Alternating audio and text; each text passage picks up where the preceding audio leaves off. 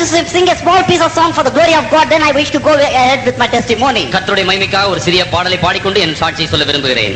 I will enter his gates with thanksgiving in my heart. I will enter his courts with praise. I will say this is the day that the Lord has made. I will rejoice for he has made me glad. He has made me glad. Jesus made me glad. I will rejoice for Jesus made me glad. He has made me glad. Jesus made me glad. I will rejoice for Jesus made me glad. Jesus, Jesus, Jesus, I call him all my mind. Jesus, Jesus, Jesus, I call him all my mind. Jesus, Jesus, Jesus, I call him all my mind. And now for Jesus on my mind. Let's close our eyes and have a word of prayer. கண்களை மூடி ஒரு நிமிஷம் ஜெபம் பண்ணுவோம். Our gracious Heavenly Father, we come to the presence of the mighty name of our Lord and Savior Jesus Christ. As we all come to the presence, help us all to worship Thee in truth and in spirit, so that our prayers not be hindered but be heard of in the blessing of your God. Thank you, Lord, for this wonderful day. Thank you, Lord, for this wonderful time of fellowship. Thank you for all my dear brothers and sisters who are gathered here, Lord. I bring them to the throne of grace. I bring them to the cross of Calvary. I subject them, surrender them, dedicate them into Thy hands, O Master. I thank you, Lord, for the manifestation of your divine power upon all these people till this moment. Can your mighty presence upon them in the days to come and bless them from Thy sanctuary, Lord. Guide them, guard them, support them, sanctify them, strengthen them, Lord. I come against every power of darkness. I come against every satanic, demonic and devilish forces which comes against your children, Lord. Ask you, Master, these things in the precious name of our Lord and Savior Jesus Christ. Amen. Amen. Hallelujah. Hallelujah. I am Dr. Srinivas Bhattachary. If I should appropriately introduce myself for the glory of Lord Jesus Christ, my full name is what I am going to say right now. கர்த்தருடைய மகிமைக்காக என்னுடைய முழுமையான பெயரை நான் சொல்ல விரும்புகிறேன். அபிவாதே ஆங்கிரச பாரஸ்பத்ய Bharadwaj த்ரயாரக்ஷக பிரவணாமிதா Bharadwaj கோத்ரக Dakshayani சூத்ரக சாமசாகாத்யாஹை Srinivasa சர்மாநாம அகமஸ்மி பூஹு. This is my full name. இதுதான் இவ்வளவு நேரம் சொல்லப்பட்டதுதான் என்னுடைய பரம்பரையிலே வந்த என்னுடைய பெயர். Which means to say I come from the 145th direct generation of the Sri Vaishnava Bhattachary priesthood community. Sri வைஷ்ணவ பட்டாச்சாரியா என்ற ஆசாரிய பரம்பரையிலே நான் 145வது குருவாய் பிறந்தவன். Even today my grandfather Raghav Bhattachary is the chief priest in Sri Ranganatha Swami Devasthanam at Sri Rangam. ஸ்ரீரங்கத்தில் இருக்கிறவர் என்னுடைய தாத்தாவா இருக்கிறார். அங்க உள்ள பட்டாச்சாரியா இருக்கிறார். My father Govindaraja Bhattachary is the chief priest in Punvalendakalatu Sri Lakshmi Narasimha Swami Devasthanam. Sri Lakshmi Narasimha Swami Devasthanam at Punvalendakalatu Govindaraja Bhattachary. என்னுடைய father. என்னுடைய தகப்பன் கூட பட்டாச்சாரியாய் ஒரு பெரிய ஆலயத்தில் இருக்கிறார். My elder brother Venkatesha Bhattachary is the chief priest in Kerala Sri Guruvayur Krishna temple. இந்த குருவாயூர் கிருஷ்ணா டெம்பிள்ல இருப்பவர் என்னுடைய சகோதரனாய My younger brother Narayana Bhattachary is the chief priest in Queen Sri Muttumari Amman temple Kuala Lumpur Malaysia. Kuala Lumpur மலேசியாவில் இருக்கிறவர் என்னுடைய சகோதரனாய பட்டாச்சாரியார் மலேசியாவில் இருக்கிறார். Today my whole family background, they are all the priests, they are all the Bhattacharyas for the God who have the eyes but they see not, who have the ears but they hear not, who have the noses but they smell not, who have the hands but they handle not, who have the legs but they walk not. But I, by the grace of Lord Jesus Christ, I have come amidst you all this morning as a Bhattachary for the Lord Jesus Christ. கர்த்தருக்கு மகிமை உண்டாதாக. என்னுடைய சகோதரர்களும் என்னுடைய பெற்றோர்களும் எல்லாரும் இந்த பூமியிலே கண்கள் இருந்தும் காணாது, கைகள் இருந்தும் ஒன்றும் செய்ய முடியாது, கால் இருந்தும் நடக்க முடியாத இப்படிப்பட்ட தேவன் என்று சொல்லப்படுவர்களுக்கு பட்டாச்சாரியா இருக்கிறார். ஆனா நானோ தேவனுடைய மகிமைக்காக வானத்தையும் பூமி உண்டாக்குற சிருஷ்டிகர்த்தனான ஆண்டவராய் இயேசு கிறிஸ்துவுக்கு பட்டாச்சாரியாய் மாற்றப்பட்டிருக்கிறேன். At the age of 6 I had my Yajnaopavedam, which means to say the Hindus wearing the sacred thread. நான் என்னுடைய 6வது வயதிலே இந்து முறைப்படியான அந்த பூநூலை அணிந்து கொண்டிருந்தேன். I was given the Gayatri Diksha, Om Bhuhu, Om Bhuvaha, Om Subhaha, Om Mahaha, Om Janaha, Om Tapaha, Om Satyam, Om Tatsudarvarenyam, Om Bhargo Devasya Dhimahi, Om Dhiyo Yonaga, Om Prajodayat, Om Apaga, Om Jyotirasaga, Om Amartam Brahma, Om Purbavat Swarup. I was given the Gayatri Diksha and I was sent to an ashramic type of school for my studies. என்னுடைய படிப்புக்காக இப்படிப்பட்ட எல்லா தேவனை அர்ச்சிக்கிற எல்லா மந்திரங்களை சொல்லி என்னை படிக்கிற அந்த பாடசாலைக்கு என்னை அனுப்பி வைத்தார்கள் அந்த ஆரம்ப பிராயத்திலே. Right from my childhood I studied Rigveda, Yajurveda, Samaveda, Atharvana Veda, 4000 Divya Prabandha, Idihasa, Purana, Ramayana, Mahabharata, Bhagavad Gita, etc., etc., etc. in the Hindu mythological subjects in Sanskrit as well as in the Kranta language. இந்தியாவில் உள்ள இந்து மதங்களினுடைய எல்லா ஆச்சார முறைப்படி எல்லா இதிகாசங்கள், வேதங்கள், உபநிடதங்கள் எல்லாவற்றையும் நான் சான்ஸ்கிரிட்டிலும் தமிழிலும் எல்லா மொழிகளிலும் நான் கற்று அறிந்திருந்தவனாக இருந்தேன். Once my early education was over in the Hindu philosophy in South India, after that I was sent to North India to the state of Uttar Pradesh to do my higher studies, to do my doctorate in Banaras University. நான் என்னுடைய ஆரம்ப பள்ளி படிப்பாகிய இந்த தென்னிந்தியாவில் நான் முடித்ததுக்கு அப்புறம் Hindu Banaras university என்ற உத்தர பிரதேசத்தில் இருக்கிற அந்த யூனிவர்சிட்டிக்கு நான் இந்து தர்மங்களை பற்றி ரிசர்ச் செய்ய முடியாது, படிக்க முடியாது அங்க அழைக்கப்பட்டிருந்தேன். There I went and did my ceremony in Sanskrit, ceremony in Kranta, which means to say PhD in Sanskrit and PhD in Kranta. நான் அங்க அங்க வேதங்களுடைய PhDயும் சன்ஸ்கிரிட்டுடைய PhDயும் ரெண்டு பட்டங்களையும் அந்த பனாரஸ் யூனிவர்சிட்டியிலே நான் கற்று தேர்ந்தெடுத்தேன். While I was studying in that university, that was the time the Babri Masjid issue took place in the land of Ayodhya. அயோத்தியாவிலே Babri மசூதி என்ற ஒரு மசூதி இருந்ததை நீங்கள் அறிவீர்கள். அந்த சமயத்தில் நான் அங்கிருந்தேன். See, that was the time the destruction of the Babri Masjid issue took place in the land of Ayodhya. அயோத்தியாவிலே அந்த சமயத்தில் தான் இந்த பாபர் மசூதி என்ற மசூதி இடிக்கப்பட்ட அந்த வேளை. As I had been born in the Bhattacharya community and as I have been doing my double doctorate in the world famous university, I was chosen by the RSS as the national youth leader. நான் இந்த இந்து பனாரஸ் யூனிவர்சிட்டியிலே 2 பட்டங்களை பெற்று PhD வாங்கியிருந்தபடியால் இந்த இந்தியாவின் RSS என்ற ஆர்கனைசேஷனில் நான் இளைஞர் தலைவனாக தேர்ந்தெடுக்கப்பட்டு அந்த இடத்திலும் நான் அனுப்பப்பட்டு இருந்தேன். I hope you all know what is meant by RSS. நான் உங்களுக்கு RSS என்றால் என்ன என்று நான் உங்களுக்கு தெரியும் என்று நினைக்கிறேன். RSS means Rashtriya Swayam Sevak Sangam.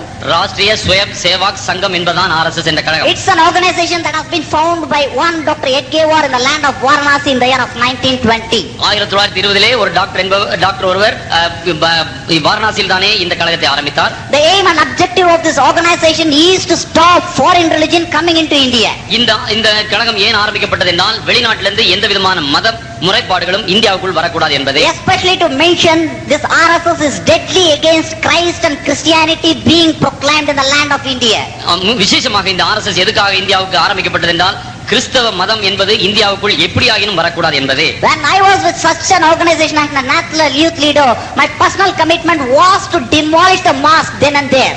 ஆகவே நான் இந்த தேச தலைவராய் RSS இளைஞர் தலைவராய் இருந்தபடியால் இந்த பாபர் மசூதியை எப்படியாலும் இடிக்க வேண்டும் என்று நான் அங்கே இருந்தேன். In those days I had very strong faith towards the Hindu gods and the Hindu scriptures. என்னுடைய வாலிப காலத்தின் ஆரம்ப காலத்திலிருந்தே நான் இந்து மத ஆச்சாரங்கள் முறைமைகளை மிகவும் வைராக்கியமுள்ளவனாய் இருந்தேன். So I went all the way to France and I peddled a dynamite bomb. I brought it, I set it on the tomb of the mosque and I demolished it, operating the personal computer from my cabin. ஆகவே இந்த கூட்டத்தின் மத்தியிலே நான் ஒரு பாமை கொண்டு வந்து இந்த பாபர் மசூதியினுடைய உச்சியில வைத்து அதை வெட்டிக்கும்படியாக செய்தேன். At that time many of the Islamic fundamentalists came forward to stop our activities. நாங்கள் இப்படி நாச வேலை செய்து கொண்டிருக்கும்போது முஸ்லிம்கள் அநேக பேர்கள் வந்து இதை தடுக்கும்படியாக வந்தார்கள். But in return our organization people and Hindu Parishad Vidyalaya people chopped off their hands and their legs and their necks and killed not less than 3000 people and threw their dead body in the Sarayu river. அந்த நாளிலே தானே பக்கத்தில் இருக்க நதியிலே கிட்டத்தட்ட 3000 முஸ்லிம்கள் வந்தவர்கள் எதிர்த்தவர்கள் அதை இடிக்க கூடாது என்று தடை செய்ய வந்தவர்கள் எல்லாரையும் நாங்கள் வெட்டி கொண்டு அந்த ஆற்றிலே எறிந்து விட்டோம். Like all this I was totally submerged into the sinful way of life right from my beginning.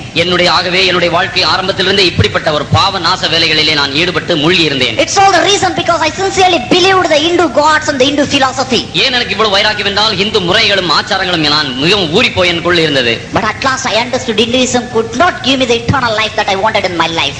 ஆனால் ஒன்று மட்டும் நான் அறிந்து கொண்டேன், இந்த இந்து தர்மங்கள் என் இருதயத்துக்கு ஏற்ற ஒன்று அமைதியை தராது என்பது. After this incident I was doing the research work in my university library. இந்த இந்து பனாரஸ் யூனிவர்சிட்டியிலே நான் மறுபடியும் என்னுடைய ரிசர்ச்சாக அந்த PhDக்கு வேலை செய்து கொண்டிருந்தேன். The research topic that I had taken for my doctorate is this: how a man will go to the kingdom of God after his death.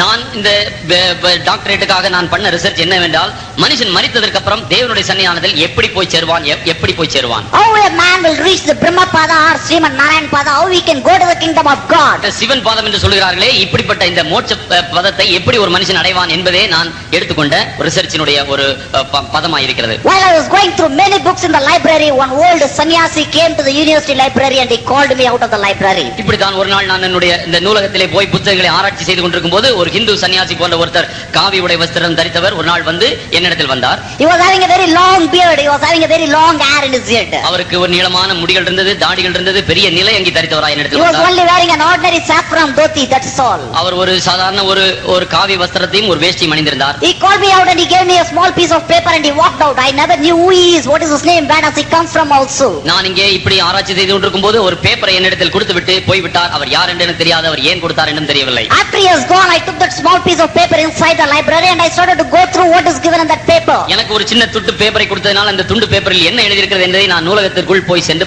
படிக்க ஆனானே. In that small paper it was stated from the Gospel of John chapter 3 verse 16, for God so loved the world that he gave his only begotten son, that whosoever believeth in him should not perish but have everlasting life. இந்த துண்டு பேப்பரில் எழுதப்பட்டிருக்கிறது, தேவன் தம் ஒரே பேரான குமாரனை விசுவாசிக்கிறவனோ அவன் கெட்டு போகாமல் நிச்சய தேவனை அடையும்படிக்கு அவரை தந்தருளி இவ்வளவாய் உலகத்தில் அன்பு கூர்ந்தார். The moment I read the scripture, it started inspiring me at the depth of my heart. அந்த வசனத்தை நான் படிக்கும்போது எனக்கு என்னன்னு தெரியாது, ஆனால் என் இருதயத்துக்குள்ளே ஒரு கேள்வி எழுந்தது. My dear brothers and sisters, என்ன அருமையான சகோதர சகோதரிகளே, why did this particular scripture inspire me so much at the depth of my heart? என்னுடைய இருதயத்தின் ஆழத்துக்குள்ளே இந்த ஒரு வசனம் எங்கிருந்து வந்தது தெரியாதான் ஏன் எனக்குள்ளே ஒரு பெரிய ஒரு அக்னியை மூட்டுவித்தது? The word of God says in the book of John chapter 1 that the God's word consists of life. ஆனால் யோவான் எழுதின சுவிசேஷம் 1 ஆம் அதிகாரத்தில் சொல்லப்பட்டிருக்கிறது கர்த்தருடைய வார்த்தை ஜீவனாய் இருக்கிறது. Since it had the life of Christ, it started inspiring me and made me to reason so much about him. ஆகவே இந்த வசனமானது அது ஜீவனாய் இருக்கிறபடியால் எனக்குள்ளே வந்து எனக்குள்ளே ஒரு அக்னியை மூட்டுவித்தது. I just ran across my people. நான் என்னுடைய ஜனதாரண்டை மறுபடியும் போனேன். I went to all my superiors, gurujis. என்னுடைய குருஜியும் எனக்கு படிப்பித்து கொடுத்தவரிடத்தில் நான் போனேன். I asked everybody, who is this only begotten son? நான் இந்த ஒரே பேரான குமாரன் யார் யார் என்று நான் கேட்டுக்கொண்டிருந்தேன். They all told me only begotten son of God is the Krishna Paramatma, Rama Paramatma, so on and so forth. அவர்கள் என்னிடத்தில் சொன்னார்கள் கிருஷ்ண பரமாத்மாவாவது ராமனாவது இப்படிப்பட்ட யாராவது ஒரு சிருஷ்டியா தான் இருக்கும் என்று. But nobody told me Lord Jesus Christ is the only begotten son of God. ஆனால் ஆண்டவராகிய இயேசு கிறிஸ்து ஒரே பேரான குமாரன் என்பதை ஒருவரும் என்னிடத்தில் அறிவிக்கவில்லை. For 1 month I have been desperately hunting for the truth to know who is the only begotten son of God in my life. ஆனால் என்னுடைய வாழ்க்கையிலே இந்த ஒரே பேரான குமாரன் யார் என்பது என்னுடைய ஒரு அங்கலாய்ப்பான கேள்வியாக இருந்தது. After 1 month of my search, one particular morning I was sitting in my dormitory going through the small piece of paper once again. நான் படுக்கை அறையிலே உட்கார்ந்து கொண்டு இந்த பேப்பரை இந்த சின்ன துண்டு பேப்பரை நான் வைத்துக் கொண்டு இந்த யோவான் எழுதின சுவிசேஷம் 3:16 பார்த்துக் கொண்டிருந்தேன். Tears started gushing out of my eyes to know who is the only begotten son of God once again. Tears started gushing out of my eyes to know once again who is the only begotten son of God in my life. என்னுடைய கண்களிலிருந்து தாராய் கண்ணீர் வந்தது. யார் இந்த ஒரே பேரான குமாரனாய் இருக்கக்கூடும்? At that time I heard a mild voice saying me, Bhattacharya, you read Rigveda, Bhattacharya, you read Rigveda. அந்த வேளையிலே எனக்கு ஒரு சத்தம் கேட்டது, Bhattacharya ரிக்வேதத்தை வாசிக்கவும். I opened the Rigveda and I started going through what is given in the Rigveda. நான் அந்த ரிக்வேதத்தில் என்ன எழுதப்பட்டிருக்கிறது என்பதை நான் படிக்க ஆரம்பித்தேன். It is said in this way. இப்படியாக அந்த ரிக்வேதத்தில் சொல்லப்பட்டிருக்கிறது. சாந்தாகாரம் புஜகசயனம் பத்மநாபம் சுரேஷம் விஸ்வாகாரம் ககனசஹஸ்ரம் மேகவர்ணம் சுபாங்கம் லக்ஷ்மீகாந்தம் கமலநயனம் யோகி கிருத்தான கம்யம் வந்தே விஷ்ணும் பௌபைகரம் சர்வலோகைகநாதம். The meaning of this Sanskrit scripture is this: For God so loved the world that he gave his only begotten son of God, that whosoever believes in him should not perish but have everlasting life. இந்த ரிக்வேதத்தில் எழுதப்பட்டிருக்கிறது மிக அருமையாக, தேவன் தம்முடைய ஒரே பேரான குமாரனை விசுவாசிக்கிறவன் எவனோ அவன் கெட்டு போகாமல் நித்திய ஜீவனை அடையும்படிக்கு அவரை தந்தரளி இவ்வளவாய் உலகத்தில் அன்பு கூர்ந்தார். When I read the Bible scripture in my own Rigveda, I decided even if I die, I must just obey this only begotten son of God. I must know this only begotten son of God. I must surrender my life to this only begotten son of God. நான் இந்த ரிக்வேதத்தில் இப்படிப்பட்ட ஒரு வாசகத்தை நான் வாசித்தபோது எனக்கு Bible தெரியாது, ஆனாலும் இந்த ஒரே பேரான குமாரனை எப்படியாவது அடைந்து கொள்வேன், அவரை கண்டுகொள்வேன், அவரை எப்படியும் விசுவாசிப்பேன் என்று நான் ஒரு முடிவு எடுத்துக்கொண்டேன். My exams were also over. இதற்கு அப்புறம் என்னுடைய படிப்புகள் எல்லாம் முடிந்தது. I finished my thesis and I registered it with the registrar of the university. நான் என்னுடைய ரிசர்ச் வேலைகள் எல்லாம் படித்து முடித்துவிட்டு என்னுடைய பேப்பர்களை நான் அந்த யூனிவர்சிட்டியில் சப்மிட் பண்ணேன். When the result came, I came all India first by the grace of Lord Jesus Christ. கர்த்தருடைய மகிமைக்காக சொல்கிறேன், நான் இந்த ரிசர்ச் எல்லாம் பண்ணி நான் அங்க கொடுத்ததுக்கு நான் இந்த இந்தியாவிலும் நான் முதலாவது மாணவனாக தேர்ந்தெடுக்கப்பட்டேன். In both the 2 doctorates I came all India first. என்னுடைய 2 PhD பட்டங்களிலும் நான் முதலாவதாக இந்தியாவிலே முதல் மாணவனாக வந்தேன். I was invited to Delhi and I was given the President Gold Medal in the Parliament amidst all the central ministers for my academic achievements. என்னுடைய படிப்பின் இந்த அச்சீவ்மென்ட்காக இந்த சாதனைகளுக்காக நான் பார்லிமென்ட்ல எல்லா மினிஸ்டர்ஸ் எல்லாரும் இருக்கும்போது அவர்கள் மத்தியிலே பார்லிமென்ட்ல அழைக்கப்பட்டு நான் அங்கிருந்து நான் பட்டயம் மற்றும் நான் பட்டங்களை பெற்றுக்கொண்டேன். But what is the use? No happiness at all in my life. இவையெல்லாம் நான் பெற்றிருந்து கூட எனக்குள்ளே நிச்சயமான சந்தோஷம் இல்லை. I was born to a royal family in Nepal. என்னுடைய குடும்ப கோத்திரத்தை பார்த்தால் அது ஒரு பெரிய உயர்ந்தமான குடும்பம் தான். My parents are breeding about 13 elephants in my village.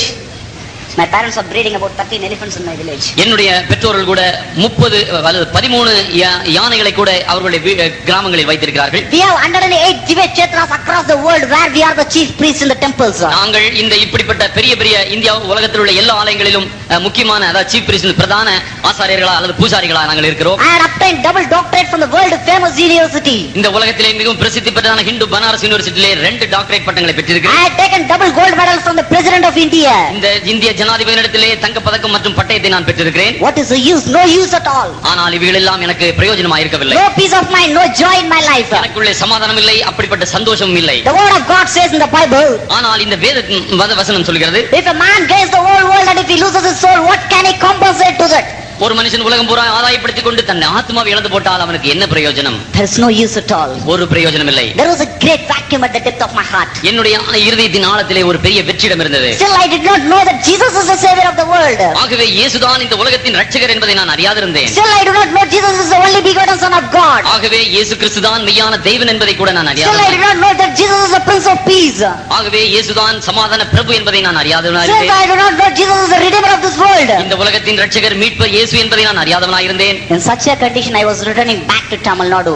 இப்ப இந்த மாதிரி ஒரு நிலவரத்தில் நான் தமிழ்நாடை நோக்கி திரும்பி வந்து கொண்டிருந்தேன். I booked my train in Ganga Kaveri Express. நான் கங்கா காவிரி எக்ஸ்பிரஸிலே ரிசர்வ் பண்ணி வந்து கொண்டிருந்தேன். I boarded in Varanasi station in Uttar Pradesh. உத்தரப்பிரதேசத்தில் வாரணாசி என்ற இடத்தில் நான் அங்கிருந்து புறப்பட்டோம். Train left the Uttar Pradesh state and came into the Madhya Pradesh state. உத்தரப்பிரதேசத்தை தாண்டி அது மத்திய பிரதேசத்துக்கு ட்ரெயின் வந்தது. Almost 12 hours of journey is over.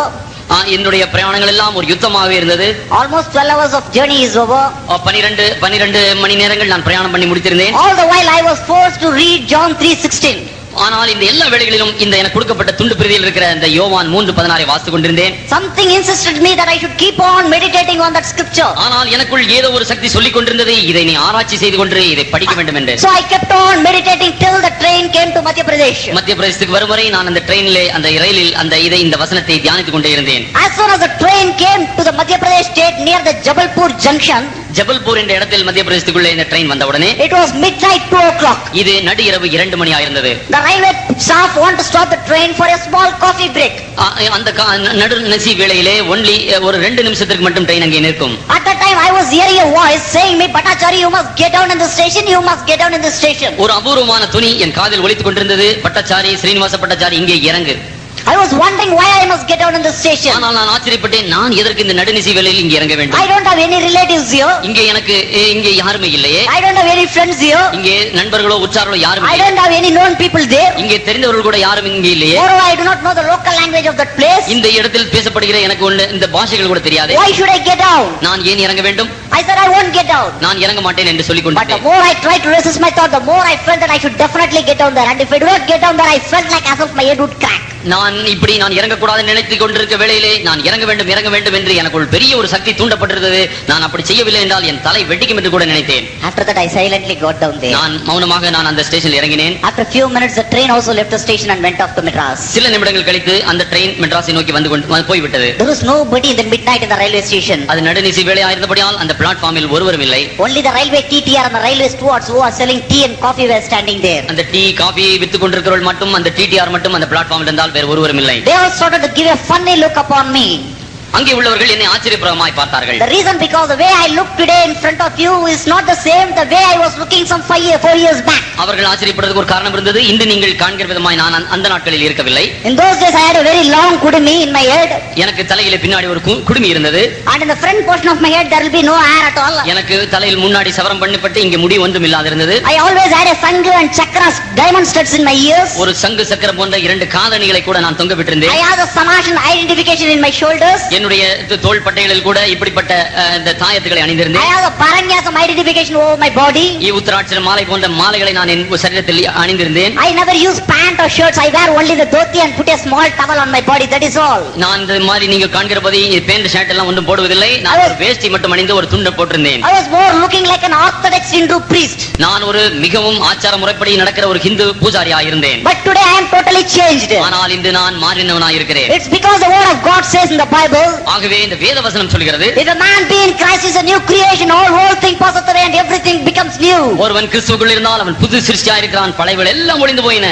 Today I am changed because I am the child of Lord Jesus Christ. நான் முற்றிலும் மாறின ஒரு கிறிஸ்துவுடைய பிள்ளையாய் இருக்கிறேன். After this incident I was wondering what I must do next in that railway station. அந்த ரயில் நிலையத்தில் தானே நான் இனி என்ன செய்ய வேண்டும் என்று நான் ஒரு பிரமித்திருந்தேன். Again I heard a mild voice saying me, ஒரு சின்ன சத்தம் எனக்கு கேட்டுக்கொண்டிருந்தது. Bhattacharya, you start walking. Srinivas பட்டச்சாரி நடந்து போ. Bhattacharya, you start walking. பட்டச்சாரி நடந்து போ. I turned here and there to find whether anybody informing me anything. யாராவது என்னிடத்தில் பேசுகிறார்களா, இந்த அசிரியர் குரல் எங்கிருந்து வந்தது இங்கும் அங்கும் பார்த்தேன். But I could not find anybody standing in any particular direction, but the voice kept on coming. ஆனால் இங்கும் அங்கும் பார்க்கும்போது அங்க ஒருவரும் இல்லை. ஆனால் இந்த சத்தம் மட்டும் எனக்கு துணித்துக் கொண்டே இருந்தது. I started walking down through that road. நான் அந்த சாலை வழியாக நடந்து கொண்டே போய் கொண்டிருந்தேன். I walked not less than 3 kilometers and then I came to a place called as Dr. Bharat Compound, Napier Town in Jabalpur city. Jabalpur சிட்டியிலே ஒரு ஓரமான ஒரு இடத்திலே ஒரு தூண் அருகிலே நான் வந்து ஒரு 3 கிலோமீட்டர் தாண்டி வந்து நின்றேன். I reached a place called as Dr. Bharat Compound, Napier Town. Frank compound என்ற ஒரு இடத்திலே நான் வந்து கடைசியாக வந்து சேர்ந்தேன். The moment I came to that particular spot, there was a cement arch arch given like this. அங்கே ஒரு சிமெண்ட் ஆர்ச் அப்படியாக இருந்தது அந்த இடத்திலே. As soon as I came closer towards the arch, இந்த ஆர்ச்சாக இந்த முகப்பு பக்கத்தில் நான் வந்தபோது, the saint who came to my university 1 month back 800 kilometers away, that same saint was coming pointing out his finger right upon my face from the other side of the arch. அந்த முகப்பு அல்லது அந்த ஆர்ச்சுக்கு அந்த பக்கத்திலே 800 kilometre தூரத்திலே நான் சந்தித்த அந்த பழைய அந்த சன்னியாசி காவி உடையிலே நான் அந்த இடத்திலே பார்த்தேன். That same saint put his finger straight upon my face and said, the Lord whom you wanted to know in your life is the Lord Jesus Christ. அந்த பார்த்த அந்த சன்னியாசி என்னிடத்தில் சொன்னால், நீ தேடிக்கொண்டிருக்கிற அந்த ஆண்டவராய் இயேசு கிறிஸ்து என்று, the only begotten son of God whom you wanted to know in your life is the Lord Jesus Christ. நீ தேடிக்கொண்டிருக்கிற ஒரே பேரான குமாரனாய இயேசு கிறிஸ்து இந்த மெய்யான தெய்வன் என்று சொன்னார். Lord Jesus Christ loves you. ஆண்டவராய் இயேசு கிறிஸ்து உன்னை நேசிக்கிறார். Lord Jesus Christ forgives your sin. கர்த்தராய் இயேசு கிறிஸ்து உன் பாவங்களை மன்னிக்கிறார் என்று சொன்னார். Lord Jesus Christ is going to cleanse you from all the sinful natures. உன்னுடைய எல்லா பாவ சுபாவங்களிலிருந்து உன்னை விடுதலையாக்கிறார் என்று சொன்னார். Lord Jesus Christ is going to give you a new life. கர்த்தராய் இயேசு கிறிஸ்து உனக்கு ஒரு புதிய ஜீவனை கொடுக்க போகிறார் என்று சொன்னார். When he said all that, I could not control at all.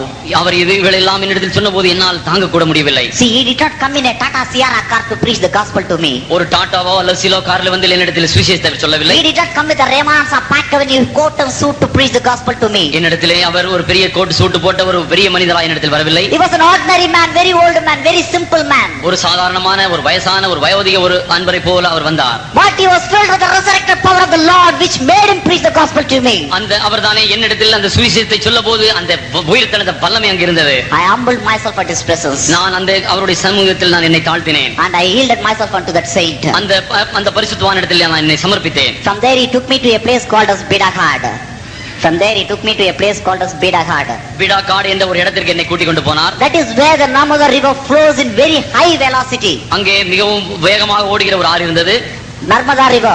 Narmada நதி அங்கே இருந்தது. We crossed the river and we went to the other side of the river. அந்த நதியை கடந்து நாங்கள் மறுபக்கத்திற்கு போகிறோம். There we could not find any human being at all. அங்கே மனுஷ சஞ்சாரமற்ற ஒரு ஸ்தலத்திற்கு போனோம். He took me into the forest and he took me inside a small cave. ஒரு மலைப்பான ஒரு இடத்தில் கொண்டு போய் என்னை ஒரு குகையின் இடத்தில் உள்ள ஒரு காடுகளுக்கு என்னை கொண்டு போனார். With a great burden he knelt in the cave and he opened the Bible to preach the gospel to me.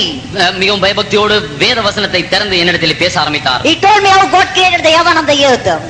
ஆண்டவர் எப்படி வானத்தையும் பூமியும் சிருஷ்டித்தார் என்று, how God created the rivers and the seas, இந்த கடலையும் இந்த ஆற்றையும் கர்த்தர் எப்படி படைத்தார் என்று சொன்னார். how God created the plants and the animals, இந்த சிருஷ்டிகளையும் இந்த பறவைகளையும் இந்த மரங்களை எப்படி படைத்தார் என்று சொன்னார். how God created the human being, இந்த மனுஷர்களை கடைசியாக கர்த்தர் எப்படி படைத்தார் என்று how சொன்னார். God created human being fell into sin, உன்னை என்னை படைத்த மனுஷர்கள் எப்படி பாவத்திற்கு விழுந்தார் என்று சொன்னார். how Lord Jesus Christ came as a Messiah into this world, இந்த பூமியின் இரட்சகராக மேசியாவாக இயேசு எப்படி வந்தார் என்பதை விளக்கி சொன்னார். how much he suffered in the Mount of Golgotha, how much he suffered in the Mount of Golgotha, Golgotha மலையிலே ஆண்டவர் எப்படி பாடுபட்டார் என்பதை விளக்கி சொன்னார். how he was crucified in the cross of Calvary, அந்த கல்வாரி மலையிலே அவர் எப்படி காயம்பட்டார், எப்படி சிலுவையில் அறையப்பட்டார் என்பதை சொன்னார். when he told me all this I could not control myself.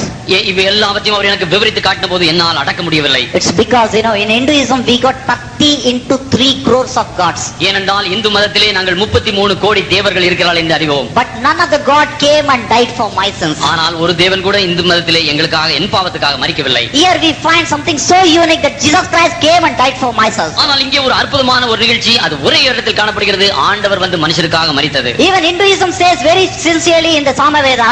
சாமவேதத்தில் Hindu முறையில் சொல்லப்பட்டிருக்கிறது. Shiro Dhanvat Pradeshe Suchimani Vilasade Daikatai Mautikanam, which means to say every man is sinners unless and until he is cleansed by the precious blood he cannot go to the kingdom of God. இந்த சாமவேதத்தில் சொல்லப்பட்டிருக்கிறது எல்லா மனுஷனும் பாவி, அவன் பாவங்களிலிருந்து தன்னை விடுவித்துக் கொள்ளாவிட்டால் மோட்சபதி அடைய முடியாது. But we find nobody has come to shed the blood in Hinduism, but we find Christ having done it. ஆனால் இந்து மதத்திலே நான் படித்தபடி ஒரு தேவன் கூட மனுஷனுக்காக வந்து மரித்தது கிடையாது. ஆகவே எங்களுக்கு மோட்சபதி இல்லை. Then I opened my heart and I cried unto the Lord. ஆகவே நான் என் இருதயத்தை திறந்து நான் ஆண்டவரை நோக்கி அழுதேன். Lord, I am very very sorry Lord. ஆண்டவரே நான் மிகவும் மனஸ்தாபப்படுகிறேன். Lord, I open my heart unto you Lord. ஆண்டவரே நான் என்னுடைய இருதயத்தை உமக்கு திறந்து தருகிறேன். Lord, it's for my sin that both of your hands have been nailed in the cross. ஆண்டவரே எனக்காக உம்முடைய கரங்கள் சிலுவையில் அடிக்கப்பட்டிருந்தால், it's for my sins that both of your legs have been nailed in the cross of Calvary. ஆண்டவரே என்னுடைய பாவங்களுக்காக உம்முடைய கைகளும் கால்களும் சிலுவையிலே கடாவப்பட்டிருக்கிறது. It's for my sin that a crown of thorns have been put upon your head. என்னுடைய பாவங்களுக்காக உம்முடைய தலையின் மேல் முள்முடிகள் சுட்டு அடிக்கப்பட்டிருக்கிறது. It's for my sin that a spear has been put upon your right rib. என்னுடைய பாவங்களுக்காக உம்முடைய விலாவிலே ஈட்டியானது குத்தப்பட்டிருக்கிறது. Lord, I'm sorry, please forgive me, Lord. ஆண்டவரே, இந்த பாவங்களுக்காக என்னை மன்னியும். Lord, I'm sorry, please forgive me, Lord. ஆண்டவரே, என்னை மறுபடியும் மன்னித்து மாற்றும். Lord was so gracious to me. ஆண்டவரின் மேல் கிருபையாக இருந்தார். Lord was so merciful to me. எனக்கு மிகவும் இரக்கமாக இருந்தார். As the word of God says in the Bible, அந்த வேதவசனம் சொல்கிறபடி, he that covereth the sin shall not prosper, but whosoever confesseth it and forsaketh it shall have mercy. தன் பாவங்களை மறைக்கிறவன் வாழ்வடையான், அவர்களை அறிக்கை செய்து விட்டு விடுகிறவனோ இரக்கம் பெறுவான். Again the word of God says in the Bible, மறுபடியும் வேதவசனம் சொல்கிறது, if you confess your sins, he is just and faithful to forgive all your sins and to cleanse you from all unrighteousness. உன் பாவங்களை மெய்யாகவே நீ மனஸ்தாபப்பட்டு அறிக்கை செய்தால் கர்த்தர் உன்னுடைய பாவங்களை எல்லாவற்றையும் மன்னிக்கிறதுக்கு நீதி உண்மை உள்ளவராயிருக்கிறார். I did it at the presence of God. நான் என்னை தாழ்த்தி வெறுமையாக்கினேன். My dear brothers and sisters, என் அருமையான சகோதர I சகோதரிகளே, did it sincerely at the presence of God. கர்த்தருடைய சன்னிதானத்தில் மெய்யாக மெய் மனஸ்தாபப்பட்டேன். I wept bitterly for all my activities right from my childhood in my life. நான் குழந்தை பிராயத்திலிருந்து செய்த ஒவ்வொரு காரியங்களுக்காக மிகவும் மனங்கசந்து அழுதேன். The God heard my prayer. ஆண்டவர் என்னுடைய அழுகை கேட்டார். The Lord answered my prayer. என்னுடைய குரலையும் கேட்டார். As the word of God says in the book of Revelation chapter 3 verse 20, வெளிப்படுத்தின விசேஷம் 3ஆம் அதிகாரம் 20ஆம் வசனத்தில் சொல்கிறபடி, behold, I stand at the door and knock. If any man will listen to my voice, and if you will open up the door, I will come. மிகவும் எளிமையான மட்டுமில்ல, மிகவும் நேர்த்தியான கடவுளாக இருக்கிறார். It's because when he is choosing a son or a daughter for his kingdom, he has a courtesy to stand at the door of the heart and to keep knocking. My son, I love you. My daughter, I love you. ஆகவே தான் அவர் மிகவும் எளிமையாய் இவ்வளவு அன்பா இருக்கிறபடியால் வாசல் படியிலிருந்து தட்டி, மகனே மகளே, நான் உன்னை நேசிக்கிறேன் என்று சொல்கிறார். If it is Satan, it will not knock the door at all. அது சாத்தானா இருந்தால் நம்முடைய கதவை தட்டாது. Even if a small ventilator or a window is open, it will silently creep inside. ஒரு சின்ன ஒரு ஜன்னல் அல்லது மேல ஒரு பக்கத்தில் திறப்பு இருந்தால் அங்கேயும் இயேசு வருவார். தள்ள கொட்டையை போட்டுக்கோ, தள்ள மொட்டையை போட்டுக்கோ, ஒரு 40 நாள் உபவாசம் இரு, விரதம் இரு, 18 படி ஏறி வா, தெரிந்தும் தெரியாமலும் அறிந்தும் செய்த சகல குற்றங்களையும் பொறுத்து காத்து ரட்சிக்க வேண்டும். ஓம் சத்தியமான 18ஆம் படி மேல் வாழும், காசி ராமேஸ்வரம் ஆண்டை மலையாளம் அடக்கி ஆளும், வில்லாளி வீரமணி என்ற ஓமரியல் சானந்தனையப்ப ஸ்ரீ சுவாமி. நான் முடிவு, ஐயோ போ, ஐயோ போலாம், ஆசீர்வதிக்கின்ற தேவன் ஆண்டவராக இயேசு கிறிஸ்து, Lord Jesus Christ alone can bless. Hallelujah. இயேசு கிறிஸ்து மட்டும்தான் நம்மளை ஆசீர்வதிக்க முடியும். Hallelujah. Hallelujah. Hallelujah. Hallelujah. This is how I came to the Lord on that day. இவ்விதமாகவே நான் அந்த நாளில் தானே இயேசுவிடத்தில் வந்தேன். Accepted Jesus as my personal savior. இயேசு கிறிஸ்துவை என் சொந்த ரட்சகராக ஏற்றுக்கொண்டேன். He came in my life. என்னுடைய வாழ்க்கையில் இயேசு வந்தார். He pointed out, my son, here still there is a sin in you. Here there is a small mistake in you. மகனே, உன்னுடைய வாழ்க்கையில் இந்த பாவம், இந்த குறை இருக்கிறது என்பதை சுட்டிக்காட்டினார். Everything that he showed me, I just confessed and prayed to God and got myself cleansed by the precious blood of Jesus Christ. இயேசு ஆண்டவர் சுட்டிக்காட்டின எல்லாவற்றையும் நான் அறிக்கை செய்தேன். அவருடைய இரத்தத்தினால் என்னை முற்றிலும் கழுவினார். After the 2 months I stayed with him in the forest. அந்த காட்டிலே தானே நான் அவரோடு கூட 2 மாதங்கள் இருந்தேன். Every day, morning and evening, we used to kneel together at the presence of God for 4 hours, 5 hours, and we used to pray and we used to meditate upon the word of God. காலையிலும் மாலையிலும் மணிக்கணக்காக நாங்கள் 2 பேரும் முட்டி போட்டு வேத புத்தகத்தை வாசித்து தியானித்து ஜெபித்துக் கொண்டிருந்தோம். After 2 months of my stay, he took me to the Narmada river and he baptized me in the immersion baptism in the name of the Father and of the Son and of the Holy Spirit. 2 மாதங்கள் கழித்து அவர் என்னை நர்மதா நதி அண்டை கொண்டு போய் இயேசு கிறிஸ்து பிதா குமாரன் பரிசுத்தாவின் நாமத்தினாலே எனக்கு அந்த இடத்திலே ஞானஸ்நானம் கொடுத்தார். After that he prayed for the anointment of the Holy Spirit upon me. ஆகவே அதற்கு அப்புறம் அவர் ஜெபித்தார் எனக்கு பரிசுத்தாவி கிடைக்கும்படியாக. After 40 minutes of his prayer, he placed his Bible upon my head and he said, right now by the grace of Lord Jesus Christ, receive you the Holy Spirit of God in your life. ஒரு 40 நிமிஷம் அவர் எனக்காக ஜெபம் பண்ண பிறகு வேத புத்தகத்தை என் தலையில் மேல் வைத்து இயேசு கிறிஸ்துவின் நாமத்தில் பரிசுத்தாவி பெற்றுக்கொள்வாயாக என்று சொன்னார். The moment the saint said, from the crowns of my head to the soles of my acidic bowl surpassing into my body. நான் அவர் இப்படி சொன்னபோது தலை உச்சந்திலிருந்து உள்ளங்கால் வரை ஒரு அக்கினி பாய்ந்து என்னுள் பரிசுத்தாவியானவர் இறங்கினதை கண்டேன். My dear brothers and sisters, I really run short of word to explain you all the first experience that I encountered on the day one when I was anointed by the Holy Spirit of God. இந்த பரிசுத்தாவியான தேவன் எனக்குள்ளே வந்ததை என்னுடைய வர்ணிக்க எனக்கு வார்த்தைகள் இல்லை பிரியமானவர்களே. I really run short of words to explain you all about the experience. அப்படிப்பட்ட அந்த முதல் நாள் நடந்த சம்பவத்தை என்னால் வர்ணிக்கவே முடியாது. After David the king says in the book of Psalms chapter 23, அந்த தாவீது ராஜா சங்கீத புத்தகத்தில் சொல்றபடி, he prepares a table in presence of my enemies and he anoints my head with oil. My cup runneth over. Surely goodness and mercy shall follow me all the days of my life, and I will dwell in the house of the Lord forever. That assurance I got it. என் சத்துருக்கள் முன்பாக நீர் எனக்கு ஒரு பந்தி ஆயத்தப்படுத்தி என் தலை எண்ணெயால் அபிஷேகம் பண்ணுகிறீர். என் பாத்திரம் நிரம்பி வழிகிறது. என் ஜீவனுள்ள நாளெல்லாம் கிருபையும் நன்மையும் என்னை தொடரும். நான் கர்த்தருடைய வீட்டில் நீடித்த நாட்கள் நிலைத்திருப்பேன் என்ற சந்தோஷம் எனக்குள் பொங்கி வழிந்தது. After I received the Holy Spirit of God, இந்த பரிசுத்த ஆவியான தேவனை எனக்குள் பெற்ற பிறகு that saint told me, now God has brought you to Judea, now God is going to take you to Samaria, then God will take you to the outermost part of the earth. அந்த பரிசுத்தவான் என்று சொன்னார், நீ இப்பொழுது சமாரியாவுக்கு வந்திருக்கிறே, இனி யூதேயாவுக்கும் பூமியின் கடைசி வரைக்கும் நீ போக வேண்டும் என்று சொன்னார். He explained me the scripture also. Judea means me, God has brought you to me. யூதேயா மீன் அவர் சொன்னார், பரிசுத்தவான் கர்த்தர் உன்னை என்னிடத்தில் கொண்டு வந்தார். Samaria means Samaria is your own town, your own community, your own people. Samariya என்பது உன்னுடைய பழைய ஆட்கள், பழைய தேசம், பழைய நட்பு இடத்தில் நீ போக வேண்டும். Now you have to go back to your own town amidst your own community and you have to proclaim the good news of our Lord and Savior Jesus Christ to those people.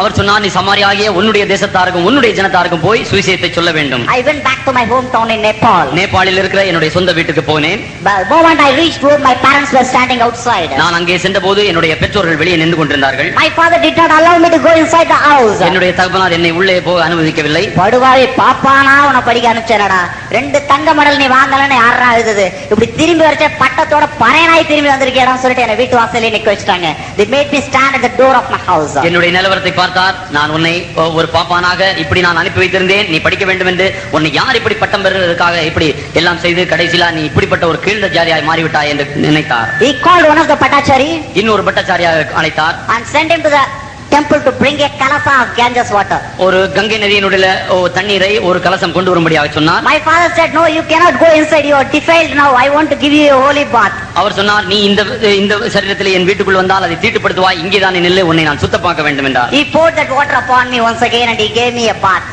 அந்த இடத்தில் தானே வீட்டுக்கு வெளியே என்னை கங்கை நதியினால் அவர் ஸ்நானம் செய்ய பண்ணார். After that I thought, okay, I can go inside, and I was trying to go inside the house. நான் என்னுடைய வீட்டுக்குள்ளே போக நான் எத்தனித்தேன். Again my parents stopped me outside. ஆனால் வெளியே தானே என்னுடைய பெற்றோர்கள் என்னை நிறுத்தினார்கள். No, you wait. நீ இங்கே தான் இருக்க வேண்டும் என்று சொன்னார்கள். You have only been externally purified, now you have to be internally purified. நீ வெளியே தானே வெளியரங்கமாய் நீ சுத்தமாக்கப்பட்டிருக்கிறாய், நீ உள்ளே சுத்தமாக்கப்பட வேண்டும் என்றார். Because 2 months you stayed with Christians, you would have taken chili, chicken, mutton, fish, all this. அவர் சொன்னார், நீ 2 மாதம் கிறிஸ்தவர்களோடு இருந்தே, ஆகவே மட்டன், சிக்கன் இப்படிப்பட்டவைகளை நீ சாப்பிட்டிருப்பாய். So he called another pujari and sent him to the backyard of my house. ஆகவே என்னுடைய வீட்டினுடைய கொல்லைப்புறத்திற்கு ஒரு பட்டாச்சாரியை I am அனுப்பினார். not ashamed to tell you all, my dear brothers and sisters, for the glory of Lord Jesus Christ, the thing that I experienced on that day. நான் கர்த்தருடைய மகிமைக்காக இப்படிப்பட்ட நான் சிறுமைப்படுத்தப்பட்ட பாதையும் கூட நான் சொல்கிறேன். That bhattachari went to the backyard of the house and brought a glass of cow's urine. அந்த ஒரு மாட்டினுடைய அந்த யூரினை ஒரு பட்டாச்சாரியானவர் கொண்டு வந்தார். And he gave it to my father. அந்த மாட்டினுடைய யூரினை அவர் கொண்டு வந்து என்னுடைய தகப்பனிடத்தில் கொடுத்தார். My father gave it to me and he asked me to drink. என்னுடைய அப்பா சொன்னார், இந்த மாட்டினுடைய இந்த சிறுநீரகத்தை நீ குடிக்க வேண்டும் என்றார். I don't know what to do. நான் என்ன செய்வேன் என்று தெரியவில்லை. Never in our family we speak things against our father. ஆனால் இப்படிப்பட்ட காரியங்கள் என்னுடைய குடும்பத்தில் சம்பவித்தது இல்லை. If our father is sitting here, we won't even unnecessarily come in front of our father. ஆனால் என்னுடைய அப்பா இருக்கும்போது நாங்கள் எல்லாம் அவர் முன்னாடி வர்றது கூட பயந்திருப்போம். Even if anything is important, we used to communicate through mother only. ஏதாவது எங்கள் தகப்பனிடத்தில் சொல்ல வேண்டும் என்றாலும் நாங்கள் தாயார் மூலம் தான் சொல்லுவோம். So when my father is commanding me, you must drink, means I don't know what to do. இதை குடிக்க வேண்டும் என்று அவர் கட்டளையிட்ட போது எனக்கு வேற ஒன்றும் செய்ய தோன்றவில்லை. I silently received it in my hand. என்னுடைய கைகளில் நான் அந்த கலசத்தை பெற்றுக்கொண்டேன். I said, victory in the blood of Jesus, victory in the blood of Jesus, victory in the blood of Jesus. Yesuviன் ரத்தம் ஜெயம், இயேசுவின் ரத்தம் ஜெயம், இயேசுவின் ரத்தம் ஜெயம். And I silently drank it off. அந்த சிறுநீரை நான் இயேசுவின் ரத்தம் ஜெயம், இயேசுவின் ரத்தம் ஜெயம், இயேசுவின் ரத்தம் ஜெயம் என்று சொல்லிக் கொண்டே நான் அதை குடித்து விட்டேன். After that only I was allowed inside my house. இப்படி நான் குடித்ததுக்கு அப்புறம் என்னை என்னுடைய வீட்டிற்குள் அனுமதித்தார்கள். But still, my parents were very worried. If I am free in the house, I may go and join with some Christians in Nepal, because TPM church is there also in Kathmandu. காட்மண்ட்லே இது மாதிரி dBm சர்ச்சும் இருக்கிறபடியால் இப்படி இவனை வெறுமையாக விட்டு விட்டால் மற்றவர்களை கிறிஸ்தவமாக மாற்றுவான் என்று அவர்கள் பயந்திருந்தார்கள். Once or twice, without knowing to my father, I went to the faith home in Nepal in Kathmandu. காட்மண்டிலும் நேபாளிலும் இருக்கிற faith homeகளுக்கு என்னுடைய பெற்றோர்களுக்கு தெரியாமல் நான் 1-2 முறை போயிருக்கிறேன். So my father does not want me to go to faith home, so he started giving me so much of work inside the temple. ஆகவே நான் அப்படிப்பட்ட கிறிஸ்துவ ஆலயங்களுக்கு போக கூடாது என்பதற்காக நான் ஒரு எங்களுடைய Hindu ஆலயங்களுக்குள் அடைக்கப்பட்டேன். Wash this statue, wash that statue. இந்த சிலையை நீ கழுவ வேண்டும், அந்த சிலையை கழுவ வேண்டும். Get things prepared for Sudarsana Homam, get things prepared for Chandi Homam. இந்த ஹோமத்துக்காக இதை நீ செய்ய வேண்டும், அந்த ஹோமத்துக்காக இதை ஆயத்தப்படுத்த வேண்டும் என்று so on and so forth. He started extracting so much of work from me. இப்படியாக अनेक வேலைகளை எனக்கு கொடுத்து என்னை பிஸியாக வைத்திருந்தார். But I never disobeyed my father. ஆனால் என்னுடைய தகப்பனை நான் கீழ்ப்படியாமல் இருக்கவில்லை. I always used to say victory in the blood of Jesus, victory in the blood of Jesus, and I did whatever my father asked me to do. என்னுடைய தகப்பன் என்னிடத்தில் சொன்ன எல்லாவற்றையும் இயேசுவின் ரத்தம் ஜெயம் என்று சொல்லிக் கொண்டே நான் செய்தேன். ஆனா அப்ப கூட எங்க அப்பா காதுல ஒரு தடவை விழுந்துருச்சு, இயேசுவின் ரத்தம் ஜெயம் சொல்றது. அட படுபாவி, நம்ம கோயில்ல வந்து இயேசுவின் ரத்தம் செய்யறானே, இன்னைக்கு இயேசுவின் ரத்தம்ன்றான், நாளைக்கு இன்னும் எந்தெந்த ரத்தத்தெல்லாம் கொண்டு விடுவானு சொல்லிட்டு என்ன தண்டித்தாதான் நான் தெரிஞ்சேன்னு சொல்லிட்டு he wanted to punish me. நான் இப்படி இயேசுவின் ரத்தம் ஜெயம் என்பதை அந்த இந்து ஆலயங்களிலே சொல்கிறானே, இனி என்னென்ன ரத்தத்தை கொண்டு வருவானோ என்று பயந்து எனக்கு வேற வேலை செய்ய ஆரம்பித்தார். See, he just left me inside the temple without taking me into the house in the night. வீட்டுக்குள்ளே என்னை கொண்டு போகாமல் இந்த ஆலயங்களிலே பிரகாரங்களே என்னை அடைத்து வைத்தார். Temple means I am not talking about a temple which has been constructed some 30, 40, 50 years back. இந்த 50, 60 வருஷங்களுக்கு முன்னாடி கட்டப்பட்டு இருக்கிற இப்பொழுது காண்கிற ஆலயம் போல அல்ல. These are the temples that have been constructed some 2000, 3000 years back in those days. அந்த நாட்களிலே நூற்றாண்டுகளுக்கு முன்னாடி 2000, 3000 ஆண்டுகளுக்கு முன்னாடி கட்டப்பட்ட ஆலயத்தில் நான் இருந்தேன். Right from the entrance to the Moola Karpagraha, we have to walk not less than a kilometer. இந்த முதலாவது ஆரம்பமான அந்த நுழைவாசலிலிருந்து கிரக பிரவேசத்திற்கு அல்லது கர்ப்ப கிரகத்திற்கு நான் போக வேண்டும் என்றால் 2-3 கிலோமீட்டர் நடந்து உள்ள போக வேண்டும். And if you see the ceiling at the top, it will be somewhere 120 feet high. உயரம் கலசத்தை பார்க்க வேண்டும் என்றால் ஒரு 120 அடி உயரத்தில் இருக்கும். And in the night hours there will be no power supply also. ஆகவே ராத்திரி நான் அங்கே தான் இருக்க வேண்டும், வீட்டுக்கு வரக்கூடாது. Sometimes the dangerous snakes and the scorpions will be creeping here and there in the temple. ராத்திரியிலே பிசாசுகளுடைய சேட்டைகள் எங்க இருக்கும், அங்கே பாம்புகள் கூட அங்கே போய் கொண்டிருக்கும். Many days I was not given proper food inside the temple. அந்த ஆலயங்களுக்குள்ளே நான் அநேக நாட்கள் சாப்பாடு கூட இல்லாமல் இருந்தேன். Many days I was not given proper clothing inside the temple. அந்த இடத்திலே தங்குவதற்கு அல்லது உடுத்துவதற்கு போர்வைகள் கூட இல்லாதவனாக இருந்தேன். Amidst all these dangers I was left all alone inside the Hindu temple. இந்த அபாயங்கள் மத்தியிலே நான் ஹிந்து அந்த ஆலயங்களிலே நான் தங்கலானேன். But I knelt inside that Hindu temple. I knelt and prayed inside that Hindu temple. அந்த அப்படிப்பட்ட இந்து ஆலயங்களுக்குள்ளே நான் முழங்கால் படிட்டு ஜெபிக்கலானேன். Lord, without your will I can never be here, Lord. ஆண்டவரே, உம்முடைய சித்தம் இல்லாமல் நான் இந்த இடத்திலே இருக்க முடியாது. Lord, I do not know for what reason you are keeping me here, but Lord, help me to Lord just proclaim your name to these people. ஆண்டவரே, உம்முடைய சித்தம் இல்லாமல் நான் இங்க இருக்க முடியாது. உம்முடைய சித்தம் எதுவா இருந்தாலும் உம்முடைய நாமத்தை நான் இங்கே உயர்த்தி காட்ட வேண்டும். Yes, Lord, open the way where I can proclaim your good name to these people. ஆண்டவரே, உம்முடைய நாமத்தை உயர்த்தி காண்பிக்க எனக்கு வழிவாசலை திறக்க வேண்டும் என்று What ஜெபிக்கிறார். does David the king say in the book of Psalms? இந்த தாவீது ராஜா தன்னுடைய சங்கீதத்தில் சொல்கிறார், What shall I do unto the Lord who has given me the vessel of salvation? கர்த்தர் கொடுத்த இந்த ரட்சிப்பின் சந்தோஷத்துக்கு நான் அவருக்கு என்னத்தை செலுத்துவேன்? Shall we give 10 sovereigns of gold necklace? நம்ம டன் கணக்காக நம்முடைய கோல்டு அல்ல தங்கங்களை அவர் கொடுக்க முடியுமா? Shall we give 1 lakh rupees to Father God for having given us the vessel of salvation in the name of Lord and Savior Jesus Christ? இயேசு கிறிஸ்துவை தந்ததற்காக நாம் அவருக்கு 1 லட்சம் ரூபாய் தர முடியுமா? Then what can we give actually? ஆண்டவருக்காக நாம் நன்றியோடு என்னத்தை செலுத்த முடியும்? Again the David the king says in the very next scripture, அடுத்த வசனத்தில் தாவீது ராஜா சொல்கிறார், I shall carry the vessel of salvation and I shall preach the name of the Lord to the uttermost part of the earth. ரட்சிப்பின் பாத்திரத்தை எடுத்துக்கொண்டு கர்த்தருடைய நாமத்தை பூமி எங்கும் போய் தொழுது கொள்வேன் என்கிறார். Lord, is it not my duty, Lord? ஆண்டவரே, என்னுடைய சித்தத்தின்படி அல்ல. Lord, you have known me from the Bhattacharya community. அந்த பட்டச்சாரி பரம்பரையிலிருந்து என்னை நீ அறிந்திருக்கிறீர். Lord, is it not my duty to proclaim your name to these people? ஆண்டவரே, உம்முடைய நாமத்தை இவர்கள் மத்தியிலே நான் உயர்த்தி காட்ட வேண்டாமா? Lord, open the doors for me where I can proclaim your name to these people. ஆண்டவரே, உம்முடைய நாமத்தை உச்சரிக்க எனக்கு வாசல்களை திறந்து தர வேண்டும். I prayed from the Hindu temple. அந்த இந்து ஆலயங்களிலிருந்து நான் ஜெபிக்கலானே. Lord heard my prayers. ஆண்டவர் என் ஜெபத்தை கேட்டார். Lord honored my prayers. ஆண்டவர் என்னோட ஜெபத்தை கூட Lord அங்கீகரித்தார். started answering my prayers. ஆண்டவர் என்னோட ஜெபங்கள் எல்லாம் பதிலளிக்க Lord ஆரம்பித்தார். started opening the doors for the ministry. ஆண்டவர் இந்த ஊழியங்களுக்கு வாசல்களை விரிவாய் திறந்து தந்தார். The next day morning, அடுத்த நாள் காலையிலே about 60 Bhattacharyas came to open the temple early in the morning. அதிகாலையிலே 60 பட்டச்சாரியார் அந்த பரம்பரையில் உள்ளவர்கள் வந்து கதவை திறக்க வந்தார்கள். They all opened the door and they came inside the temple. அவர்கள் கதவை திறந்து உள்ளே வந்தார்கள். I say I was just really feeling like fire within myself at that moment. அந்த வேளையிலே எனக்குள்ளே ஒரு அக்கினியானது எரிந்து கொண்டிருந்தது. I called each one of the Bhattacharyas, come here. நான் எல்லா பட்டச்சாரிகளை பாருங்கள் இங்கே என்று அழைத்தேன். I asked them on the face, what does your own Veda say about God?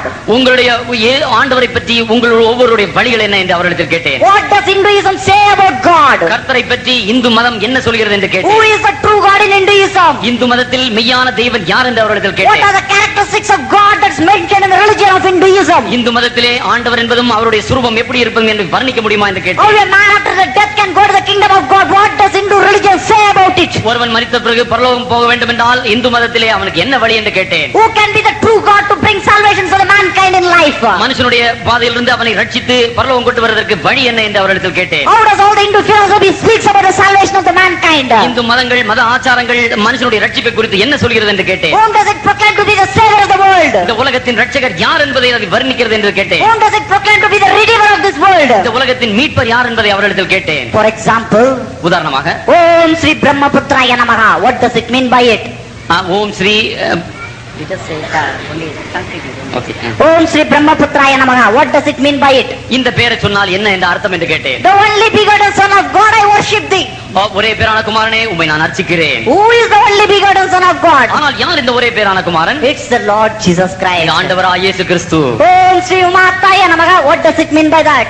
இப்படி உச்சரிப்பதன் மூலம் என்ன அர்த்தம்? The Holy Spirit of God, I worship thee. ஓ பரிசுத்த ஆவியானவரே உம்மை நான் அர்ச்சிக்கிறேன். Who is the Holy Spirit of God? இந்த பரிசுத்த ஆவியான தேவன் யார்? It's again the Lord Jesus Christ. இது இயேசு கிறிஸ்துவை குறித்தான வார்த்தை. Om Sri Kannisuddhaya Namaha. What does it mean by that? இப்படிப்பட்ட உச்சரிப்பின் மூலம் என்ன அர்த்தம்? The Lord who has been born to a virgin, I worship thee. ஓ கன்னியின் வயிற்றில் பிறந்தவரே உம்மை நான் அர்ச்சிக்கிறேன் என்பது என்னுடைய அர்த்தம். Who is the Lord who has been born to the virgin? It's again the Lord Jesus Christ. இயேசு கிறிஸ்துவை தவிர வேறு யார் இப்படி கன்னி வயிற்றில் பிறந்தவர்? Om Vidishtaya Namaha. What does it mean by that? இப்படி சொல்லுகிற மந்திரத்தின் அர்த்தம் என்ன? The Lord who had the circumcision, I worship thee. விருத்த சேதனம் பெற்றவரே உம்மை நான் அர்ச்சிக்கிறேன். Who is the Lord who had the circumcision? It's again the Lord Jesus Christ. இயேசு கிறிஸ்து ஒருவரே விருத்த சேதனம் என்பதை பெற்றவர். Om Sri Panchakayaya Namaha. What does it mean by that? இப்படி மந்திரம் உச்சரிப்பதன் அர்த்தம் என்ன? The Lord who had the 5 injuries for the sake of mankind, I worship thee. மனுஷனுக்காக 5 காயங்கள் பெற்றவர்களே உம்மை நான் அர்ச்சிக்கிறேன். Who is the Lord who received 5 injuries for the sake of mankind? It is again the Lord Jesus Christ. மனுஷனுக்காக 5 காயங்கள் பெற்றவர் ஆண்டவராய் இயேசு கிறிஸ்து மட்டுமே. ஓம் ஸ்ரீ விக்ஷ சூல அருதாய நமக. விக்ஷம் போன்ற மரத்தில் சூலத்தில் சிலுவையில் பலியானவரே உம்மை நான் நமஸ்கரிக்கின்றேன். Who is the Lord who died in the cross of Calvary? It's again the Lord Jesus Christ. சிலுவையிலே இப்படி எனக்காக பலியானவரே உம்மை அர்ச்சிக்கிறேன். இது ஆண்டவராய் இயேசு கிறிஸ்து மட்டுமே. Our God is not only a dead God. நம்முடைய கர்த்தர் இப்படி இறந்து போன கர்த்தர் அல்ல. It's no doubt he came as a Messiah into this world. இந்த பூமிக்கு ஒரு மேசியாவாக அவர் வந்தார். He preached the gospel. சுவிசேஷத்தை அறிவித்தார். He cast out the devils and the demons. பிசாசுகளை அதட்டினார். He healed the sick people. வியாதியஸ்தர்களை சுஸ்தமாக்கினார். He brought salvation to so many across the life. அநேகர் வந்தவர்களை சுஸ்தமாக்கி அவர்கள் விடுதலை ஆக்கினார். He died in the cross of Calvary. சிலுவையிலே மனுஷருக்காக மரித்தார். Buried. அவர் அடக்கம் பண்ணப்பட்டார். But he did not go sand after sand on the earth. அப்படி அடக்கம் பண்ண பிறகு அவர் மண்ணுக்குள் மண்ணாய் போகவில்லை. ஓம் ஸ்ரீ மிருத்யும் ஜெயா நமக. What does it mean by that? இந்த மந்திரத்தின் அர்த்தம் என்ன? The Lord who resurrected up from the death tomb on the 3rd day, I worship thee. மூன்றாவது நாள் உயிரோடு எழுந்தவரே உம்மை நான் அர்ச்சிக்கிறேன். ஓம் ஸ்ரீ அஜமுகாய நமக. இந்த மந்திரத்தின் அர்த்தம் என்ன? செம்மறியாடு முகமானவரே உம்மை நான் நமஸ்கரிக்கின்றேன். செம்மறியாடு போன்ற தோற்றமுடையவரே உம்மை நான் அதுவும் ஆண்டவராகிய இயேசு கிறிஸ்துதான். இதுவும் இயேசு கிறிஸ்துவே. ஓம் ஸ்ரீ தட்சிணாமூர்த்தியே நமக. பிதாவின் வலது பாரிசத்தில் அமர்ந்திருப்பவரே உம்மை நான் நமஸ்கரிக்கின்றேன். Who is the Lord who has been placed in the bosom of the Father? It's again the Lord Jesus Christ. இயேசு கிறிஸ்து ஒருவரே பிதாவானவருடைய வலது பாரிசத்தில் வீற்றிருக்கிறார். The word of God says in the Bible, இந்த வேத வசனத்திலே சொல்கிறது, go and preach the gospel to a Jew as a Jew and to a Greek as a Greek. வேத வசனம் சொல்கிறது யூதனுக்கு யூதனை போல கிரேக்கனுக்கு கிரேக்கனை போல சுவிசேஷத்தை சொல்ல வேண்டும். God has chosen this Bhattacharya to go and preach those Bhattacharya in the Bhattacharical language. ஆண்டவர் இந்த பட்டாச்சாரி என்னை சந்தித்தது நான் பட்டாச்சாரி குடும்பத்திற்கு போய் பட்டாச்சாரியா இயேசுவின் பட்டாச்சாரியா போய் பிரசங்கம் பண்ண வேண்டும். It's not out of my intellect, it's not out of my caliber, it's not out of my potential, it's not out of my wisdom, but by the divine grace of God. என்னுடைய வல்லமை என்னுடைய அதிகாரம் என்னுடைய ஞானத்தின்படி நான் போய் சொல்ல முடியாது. தேவன் தருகிற ஞானத்தின் வல்லமையின்படி நான் சொல்ல வேண்டும். That same day 13 people accepted the Savior. அந்த நாளில் தானே 13 பேரும் இயேசுவை ஏற்றுக்கொண்டார்கள். Out of them 6 people took the baptism in the TPM church in Nepal. நேபாளத்தில் இருக்கிற நம்ம டிபிஎம் சர்ச்சில் 6 people.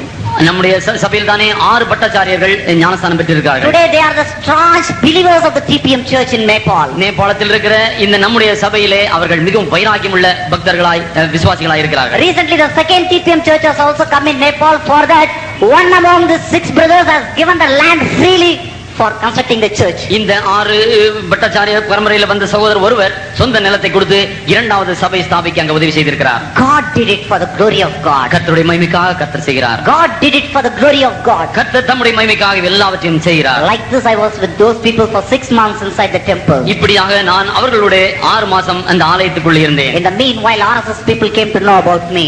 ஆனால் இந்த வேளையிலே RSS ஜனங்கள் என்னை பற்றி அறியலானார்கள். BJP people came to know about me. BJP ஜனங்களும் என்னை பற்றி அறியலானார்கள். Sivasena Paul Thackeray's group from Maharashtra, they came to know about me. பால் தாக்கரே என்பவர் சிவசேனாவில் மகாராஷ்டிரத்தில் இருக்கிற அவரும் என்னை பற்றி அறிந்தார். And many of the Hindu organizations have come to know about me.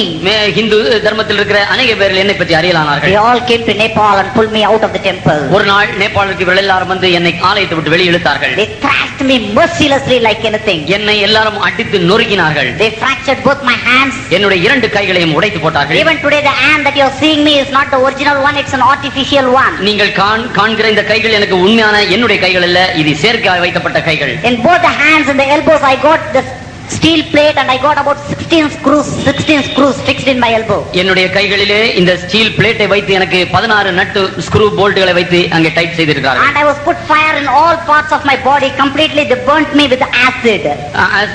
அமிலத்தை போட்டும் தீ வைத்தும் என்னுடைய கைகள் எல்லாத்தையும் காயப்படுத்தினார்கள். And I was thrown on the street in front of my old people, own community. என்னுடைய சொந்த ஜனத்தார் மத்தியிலே அவர்கள் முன்னாடி நான் தூக்கி எறியப்பட்டேன். And they told me, if you proclaim anymore the name of the Lord Jesus Christ, we will murder you. என்னை கடைசியாக சொன்னார்கள், இயேசு கிறிஸ்துவை பற்றி உயர்த்தி பேசின என்றால் உன்னை நாங்கள் கொலை செய்வோம் என்றார்கள். My parents said, get lost from our family. என்னுடைய பெற்றோர்கள் சொன்னார், எங்களுடைய குடும்பத்தை விட்டு நீ ஒளிந்து போக வேண்டும் என்றார்கள். You are bringing problem to us also. எங்களுக்கும் நீ வருத்தத்தையும் கஷ்டத்தையும் உண்டாக்குகிறாய். Already you brought shame to the family, now you are bringing problem for the society. முதலாவது நீ எங்களுக்கு இந்த மாதிரி அவமானத்தை கொண்டு வந்தால் இப்பொழுது பிரச்சனை கூட நீ எழுப்புகிறாய். See, both my hands were paining like anything. Blood was oozing out like anything from my elbow. என்னுடைய கைகள் வேதனையால் நிறைந்திருந்தது. என்னுடைய ஜீவனும் வலியும் மிகவும் பெருத்ததாக இருந்தது. My body was burning because of the fire injuries and the acid injuries. இந்த அமிலத்தினாலும் தீயினாலும் என்பட்ட காயங்களால் என் உடம்பு எரிந்து கொண்டிருந்தது. My parents were watching, my father, mother, brothers, sisters, villages, community people, everybody rejected me, dejected me, isolated me, boycotted me and threw me literally on the streets. என்னுடைய பெற்றோர்கள், உற்றார்கள், உறவினர்கள், சகோதர சகோதரிகள் யாவரும் என்னை நிராகரித்து என்னை புறத்தாக்கினார்கள்.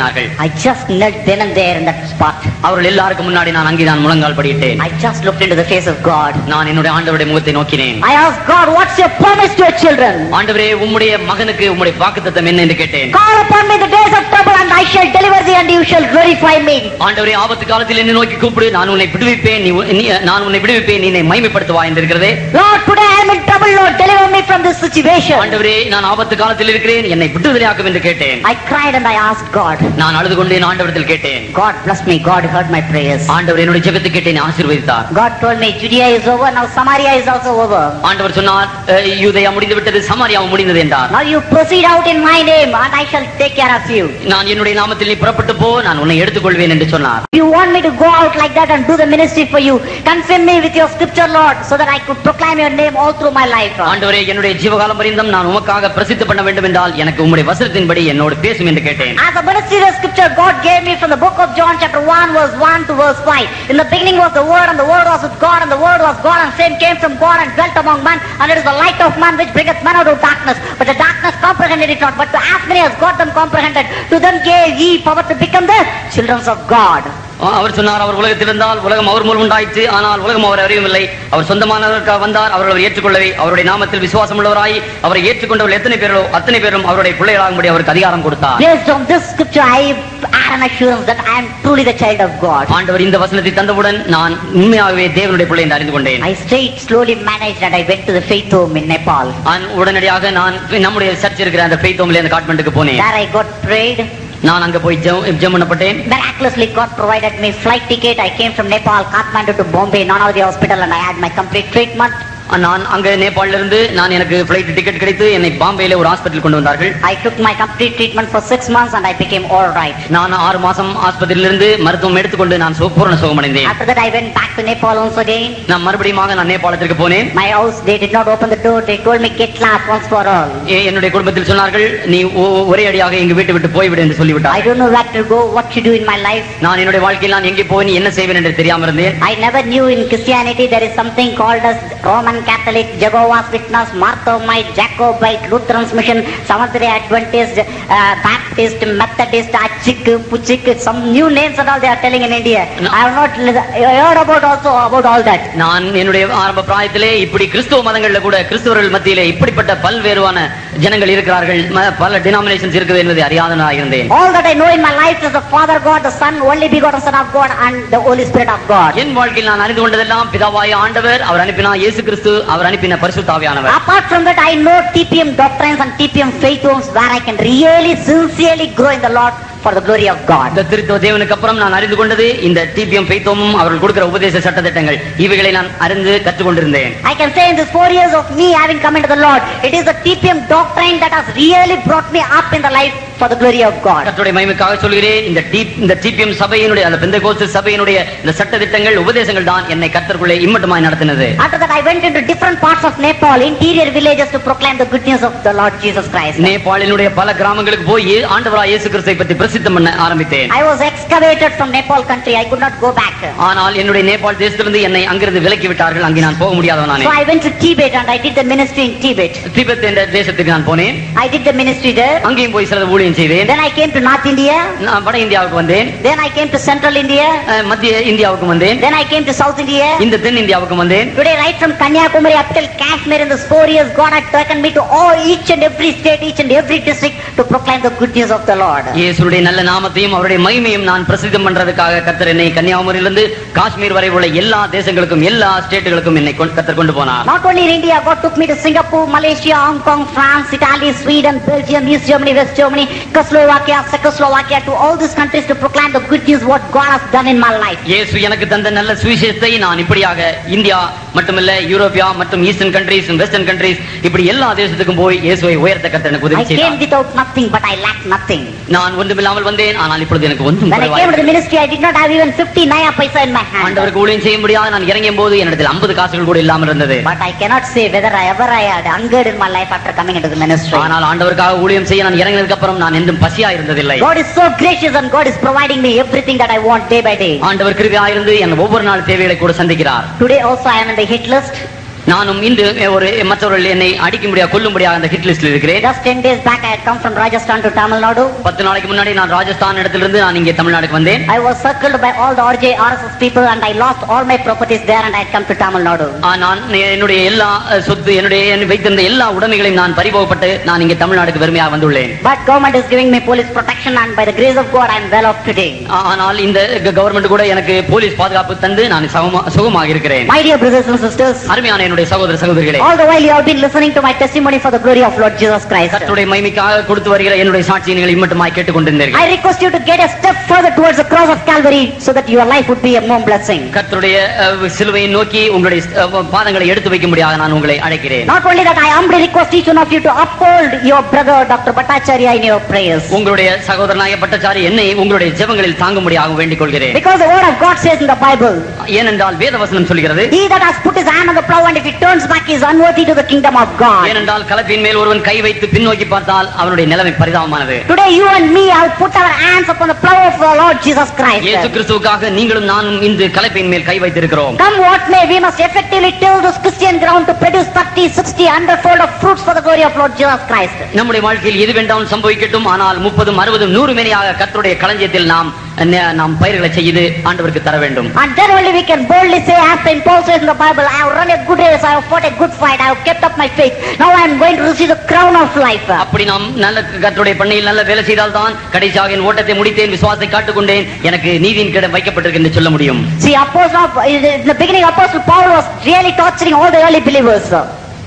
The beginning Apostle Paul was torturing all the early believers. முற்காலத்திலே இந்த பவுலாகிய இந்த சவுல் எல்லா கிறிஸ்தவர்களை துன்பப்படுத்திக் He கொண்டிருந்தார். was torturing all the early churches. எல்லா ஆதி காலத்தில் உள்ள சபைகளை துன்பப்படுத்திக் When he கொண்டிருந்தார். came in the Jericho road in the Bethlehem city, he was touched by the power of God. ஆனால் அவர் இந்த தமஸ்கு வந்து கொண்டிருக்க அந்த பாதையிலே அவர் இயேசுவால் தொடப்பட்டார். After that he fell flat on the road. அதற்கு அப்புறம் அவர் தரையிலே விழுந்தார். When he got up, he lost both of his visions. அவருக்கு எழுந்தபோது அவருடைய பார்வை அவருக்கு இல்லாத இருந்தது. God told him to go and get paid by Ananias. அனனியா என்ற ஒரு சீசரிடத்தில் இயேசு அவரை அனுப்பினார். Ananias laid his hands upon him and prayed. அந்த அனனியா என்ற சீசர் அவர் தலை மேல் கை வைத்து ஜெபித்தார். He got back his visions. அவருக்கு தன்னுடைய பார்வையும் கிடைக்கப்பட்டது. He understood the power of God. கர்த்தருடைய வல்லமை அறிந்து கொண்டார். He accepted the Lord. இயேசு கிறிஸ்துவை ஏற்றுக்கொண்டார். He committed his life to the Lord. தன்னுடைய ஜீவியத்தை இயேசுவுக்காக அர்ப்பணித்து விட்டார். And he came all over Asia Minor proclaiming the good news of Lord. Asia கண்டம் பூரா வந்து இயேசுவுடைய இந்த நல் சுவிசேஷத்தை அவர் அறிவித்தார். And he harvested so many souls for the kingdom of God. கர்த்தருடைய ராஜ்யத்துக்காக அநேக 1000 ஆத்துமாக்களை அவர் தயாரித்தார். That's the reason he was able to say that I have run a good race and I have fought a good fight. Now the crown of life is awaiting for me. இப்படி அவர் செய்தபடியால் கடைசி வாழ்க்கையின் ஓட்டத்தில் கடைசி சொல்கிறார், நல்ல போராட்டத்தை போராடினேன், நீதியின் கிரீடம் எனக்காக வைக்கப்பட்டிருக்கிறது. My dear brothers and sisters, என் அருமையான சகோதர சகோதரிகளே, it is true in our case also. நம்முடைய வாழ்க்கையிலும் இது மெய்யான சம்பவமே. There is a crown of life awaiting for each one of you and for me. உங்களுக்காகவும் எனக்காகவும் மெய்யாகவே ஒரு நீதியின் கிரீடம் வைக்கப்பட்டிருக்கிறது. If we should receive this crown of life, we must run a good race and we should fight a good fight. நாம் மெய்யாகவே இந்த நீதியின் கிரீடத்தை பெற்றுக்கொள்ள வேண்டும் என்றால் நல்ல போராட்டத்தை போராட வேண்டும், நல்ல ஓட்டத்தை ஓடி முடிக்க வேண்டும்.